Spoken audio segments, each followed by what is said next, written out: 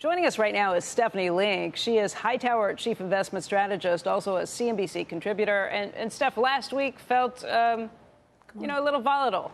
Things were up, things were down. we ended up, but I guess I'd ask you where you think we are, just given how volatility is back, given how people are worried. It's October. How are you feeling about things?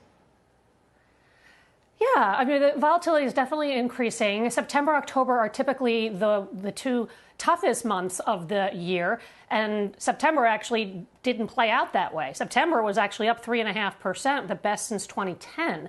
So the onus falls on October, a little bit more volatility, and obviously it's tied to what happened last week with the isolated bankruptcies. And Becky, I do think that they are isolated. Also, China trade concerns, and then the action in crypto also didn't help. So you add it all up, and so it was a bit of volatility. But I think the reason that the volatility got bought is because the economy continues to chug along. The Atlanta Fed tracker just came out last week at 3.9% for the third quarter.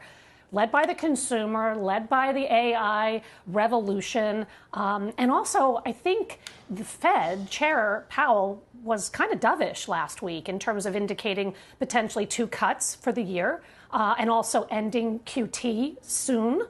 So you add it all up, and this all bodes well for earnings, which I think for the most part last week started on a very strong footing from the big 6 banks. Yeah, Ed Yardeni's out with a note this morning, and he sounds very similar to what you're talking about with these things. He thinks that this was just a mini panic in an overall bull market. He said in order to get a correction, people have to be worried about a recession that doesn't happen. In order for a bull market, for a bear market, you actually have to have a recession. He doesn't see any signs of that. And your point that what we heard from Zion last week was maybe a one-off. The bigger banks sounded like things were really chugging along in what we heard from them on the earnings front. I mean, the big 6 really, for the most part, very, very good. The net interest income, the guides were higher and better than expected. You had huge fee income growth. Investment banks, I mean, the numbers were like up 40% in fees, huge numbers there. They all said credit was fine. And I think the biggest takeaway was that the profitability outlooks are better than expected. The ROTCEs all beat expectations. And then I went and I looked at the regional banks, because obviously the Zion's issue was concerning. I looked at 9 different regional banks, Becky, same thing. For the most part, net interest income was better and the guides were higher, and credit was really good, and fees also really did help. So Zion's kind of a one-off, I think. By the way, the $50 million in terms of the charge that they took, it's less than 1% of their total assets. So I know it was scary, but I think a buying opportunity. And by the way, I think we're going to get really good earnings this week. We have a slew of them. I'm looking really forward to hearing from Procter & Gamble, Coke, GE Vernova will be an interesting tell because it's a renewables company and obviously part of that whole AI and power and the grid infrastructure. So it'll be a really interesting week to see how it all plays out. I think it's going to be great. Outside of the banks, I know you're overweight banks, but outside of the banks, what are your favorite names at this point?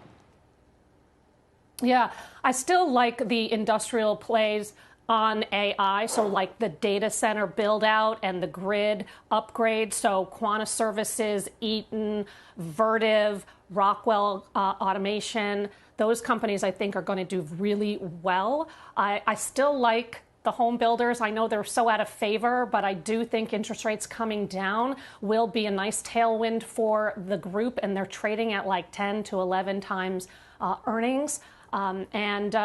We get one company this week, Deckers, which is down 50% year to date. I own it.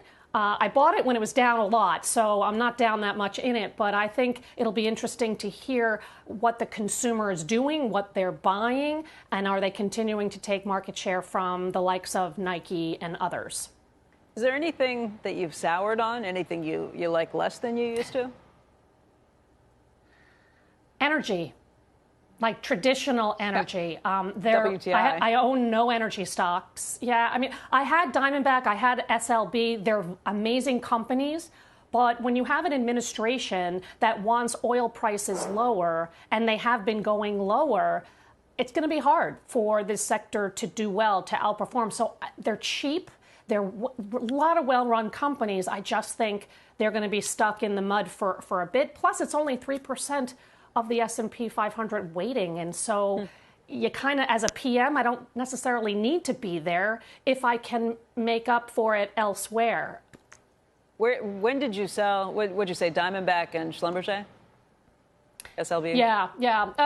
About 2 months ago. I think they're doing really good things. And in fact, SLB just reported last week really good numbers. However, I just think it's hard. The macro setup is really challenging at this point. So that's just a group that I think is going to take a while to sort itself out. Eventually, we'll look again at it. But I think between now and the end of the year, I think you still want to do tech, you want to do AI, you want to do these industrial plays on that same theme. I think discretionary is going to do well. Back to school was very good for discretionary stocks. I think you're going to continue to see holiday sales really well as well. So that's why I'm kind of interested on the whole Decker's story this week. But I think you want to be on the offensive versus the defensive, especially into the fourth quarter. Seasonally, this is a great time for the markets. And I do think you're going to see continued chasing from some of the portfolio managers that are underperforming their benchmarks. Right. Got to get that in before the end of the year.